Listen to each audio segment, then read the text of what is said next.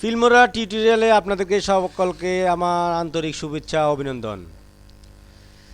আমি আপনাদেরকে আজকে দেখাবো কিভাবে একটা ভিডিওর মাঝখান থেকে কিছু অংশ বাদ দিয়ে ভিডিওটা সম্পন্ন করা হয়। তো আমরা প্রথমে ভিডিওটাকে ইনপুট করব।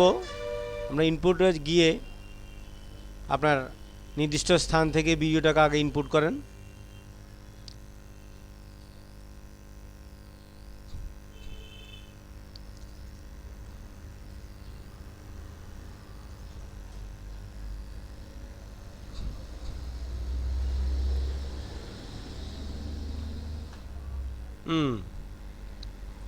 আমরা এই ভিডিওটা ইনপুট করলাম। তাহলে আমরা ভিডিওটাকে প্রথমে টানে নিচে নিয়ে আসবো।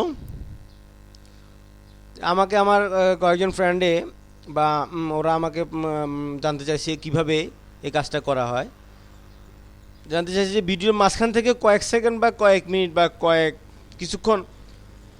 কিছুক্ষণ একটা ভিডিও কেটে এটাকে জয়েন করে আবার এটাকে কনভার্ট করে কিভাবে ভিডিওটাকে ফাইনালি এক্সপোর্ট করা হয়, কীভাবে করা যায়। তো প্রথমে আমরা এটাকে রান করতে হবে। আমি যদি এই ভিডিওটার মাঝখান থেকে কোনো অংশ, নির্দিষ্ট কোনো অংশ থেকে আমি যদি কাটতে চাই, যেমন এখান থেকে যদি কাটতে চাই, তাহলে প্রথমে এইখানে স্প্লিট আছে, স্প্লিটে ক্লিক করতে হবে। স্প্লিট করে কোন আবার যদি আমি এই পর্যন্ত আনতে চাই, আমি এতটুকু কেটে ফেলে দিতে চাই এতটুকু, তাহলে এখানে গিয়ে আবার স্প্লিট ক্লিক করতে হবে। স্প্লিট করার পর এই অংশটাকে সিলেক্ট করতে হবে। সিলেক্ট করার পরে এটাকে ডিলিট করতে হবে। ডিলিট করে দিলাম। ডিলিট করে দেওয়ার পরে এখন দেখেন এই দুটো অংশ আছে। আপনি চাইলে এইখানে মাঝখান থেকে গিয়ে আবার ডিলিট করতে পারেন। আমি এখান থেকে শুরু করলাম, এই ভিডিও এখান থেকে শুরু করলে এটাকে আবার স্প্লিট করলাম। করার পরে আমি এখান থেকে আরেকটু টেনে নিয়ে এখানে ছাড়লাম।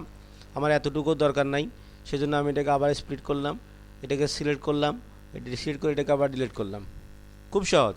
আবার চাইলে আপনি এইখানে এই যে জাস্ট এই পিকচারটা নিতে ডিলিট করতে পারেন। এটা লাস্ট মোমেন্ট। আপনি ওখানেই যান, ওখানে গিয়ে আমি এখান থেকে শুরু করলাম। এখান থেকে শুরু করতে গিয়ে আমি এটাকে ক্লিক করলাম, স্প্লিট করলাম। স্প্লিটে এটার শেষ গিয়ে আবার স্প্লিট করলাম, সেটা সিলেক্ট করলাম। সিলেক্ট করে আমি আবার ডিলিট করলাম। ব্যাস, তাহলে আমি আমার পছন্দ মতো ভিডিওগুলোকে অ্যাড করলাম। এরপরে আপনি চাইলে এটার মধ্যে আপনি গান অ্যাড করতে পারেন, অথবা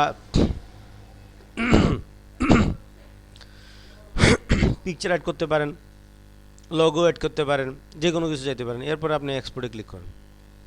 এক্সপোর্টে ক্লিক করবেন। এক্সপোর্টে ক্লিক করার পরে বাকিটা তো আপনারা বুঝতে পারতেছেন। যারা বুঝেন নাই আমাকে আবার কমেন্টস করতে পারেন। আশা করি বুঝতে পারছেন।